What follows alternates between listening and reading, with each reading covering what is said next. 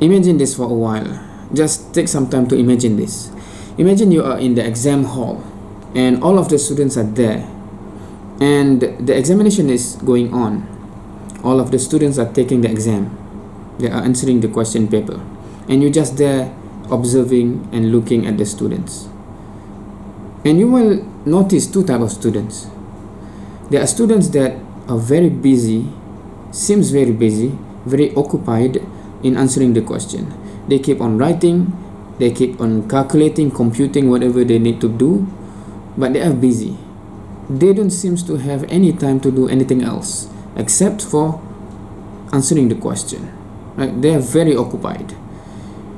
And you look around and you will see some other students that almost are exact opposite. Sometimes they blankly look at the question paper, sometimes they are looking around, looking at their friends, etc. Right? They don't seem to have anything to rush towards to. They don't seem busy and occupied like the first type of students. Now the question is this: so why such different? Why such contrast between these two? Right? Why this type of student is very busy, very occupied, and this seems to have too much time on their hand, not knowing what to do? And ponder upon this. Now, if we are to assume that the test is designed in such a way that the student will actually need most of the time allocated for them to answer the question properly, any student that know what they need to do, understand the question, and know how to reach to the answer, to the final answer, will actually need almost all of the time allocated for them. And even if they have some extra time at the end, they will most probably be checking their answers to make sure everything is correct, right? So if the student know what they need to do in the exam, understand the question, and understand the path to actually go into the final answer, the final solution, they will actually be busy most of the time. They will not have any time to do anything else except for finally getting to the answer of the question.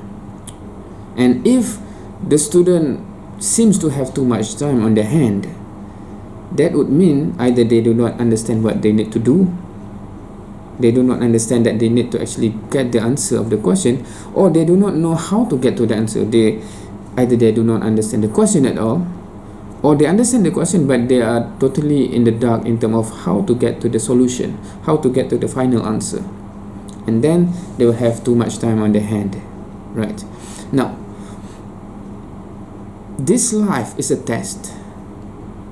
And if you imagine the test is designed in such a way that you will have to use all of your time or most of your time to actually get to the answer, to actually perform your task, to actually not failing the task, to actually pass the test, then the reflection is this: just look back at your life, right? What's going on, what you have been doing all this while. And if it seems that you have too much time on your hand and not knowing what to do with your time, then think about it. Something must be missing somewhere, because otherwise, if you understand what you need to do in this test called life, and you know what is the question, and you know the path to get to the final answer, I truly believe that you will not have that much time on your hand to do anything else, really. And if you seem to have too much time, that's too much time, I don't know what to do, the reflection that I hope you have is, do you know the question? Do you know what it takes to pass this test? Do you know how, or the path from the question until the final answer? And if you haven't thought of this at all before this, I urge you to think about it, right?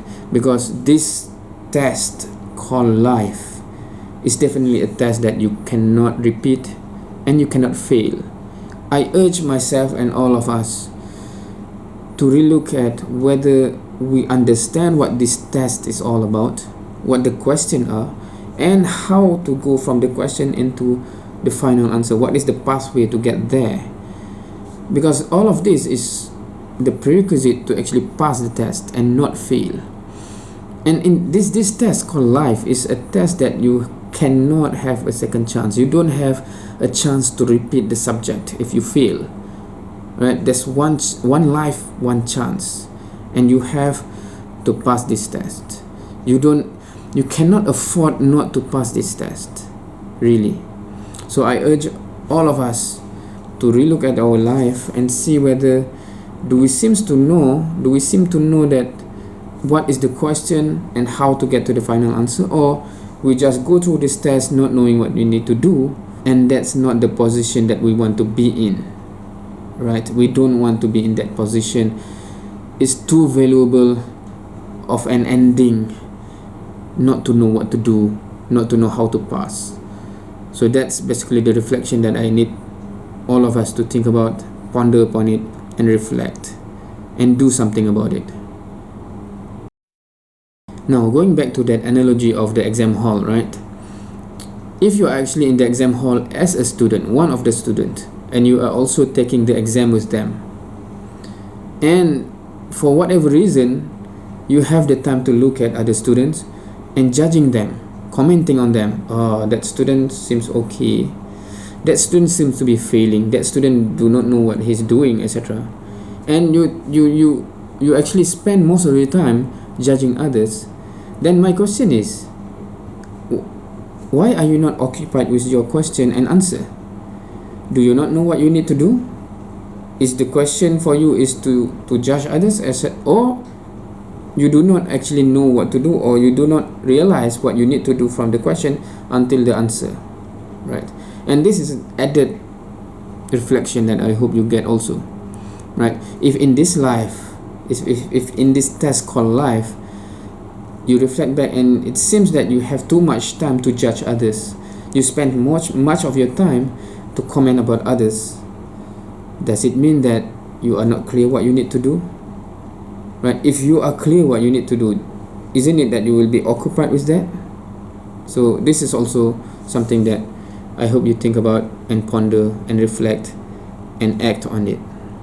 Wallahu alam.